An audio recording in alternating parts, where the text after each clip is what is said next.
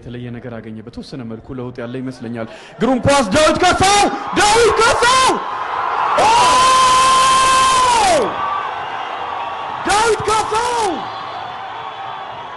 እንዴት አይነት አስደናቂ ጎል ነው ያስቆጠረው በዚህ ውድድር ላይ በእያንዳንዱ ጨዋታ ጎል የማስቆጠር ክብረ ወሰኑን በዩጋንዳ ብሔራዊ ቡድን ቢነጠቅም በወሳኙ የዚህ የደረጃ ጨዋታ ላይ ጎሉን አስቆጥሯል እግሮቹ ለጎል የሰለጠኑ አእምሮውም ፈጣን እንደሆነ ተመልክተናል አንድ ኳስ አቆመ በግብ ጠባቂው ላይ ሰዶ አስገራሚ ጎል አስቆጠረ እሱ የሚያስገርም መናበብ ነው የተመለከተው የኢትዮጵያ ብሔራዊ ቡድን ይሄንን ለማድረግ ጥረት ሲያደርግ ነበር ድንቅነህን ማድነቅ ያስፈልጋል መረጋጋቱ የሚያስገርም ነው ኳሱን ካቆመ በኋላ የግብ ጠባቂውን አቋቋም በሚገባ ተመለከተ ሌሎች ማሳለፍ ትልቅ ዓላማው ሊሆን ይገባል በርግጥ መለሳለው ቢኒያም አብርሃ ሶስት ተጫዋቾች የኢትዮጵያ ብሔራዊ ቡድን ይገኛሉ ቢኒያም አብርሃ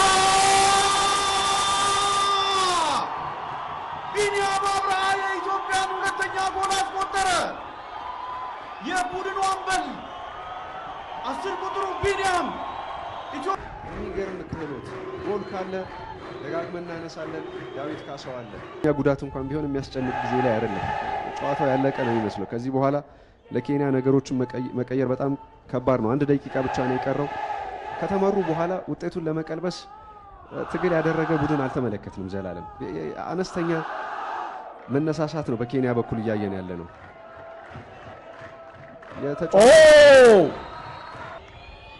ማንሰራራት ነው አብዮት ነው የሚሆነው ይሄ እጥፋት ነው ከዚህ በኋላ አትጠራጠር እነዚህ ተጫዋቾች 5 እና 6 አመታት አብረው ሲቆዩ በቀጣይ ከ20 አመት በታች ጨዋታዎች ላይ እና ይሄን ቡድን አሳድገን ይዘን መንቀርብ ከሆነ የኢትዮጵያ ብሔራዊ ቡድን የተሻሉ ግብአቶች እንዳሉት ወደፊት የሚያሳዩ ታዳጊዎችን የተመለከተነው በፕሮጀክት 2029 ወጣቶች ታቅፈው ከበርካታ ሀገሪቱ ክፍሎች ተመልምለው ነው ይህ ቡድን የተቋቋመው ሴፋ ሻፊ የመጨረሻ ሙከራ የመጨረሻ እድል ምናልባት በዚህ ውድድር ላይ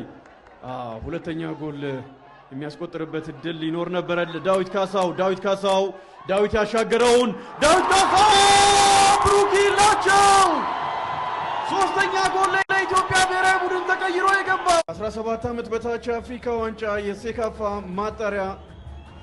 የደረጃ ጨዋታ የሙሉ ሰዓት ውጤት ኬንያ 0 ኢትዮጵያ 3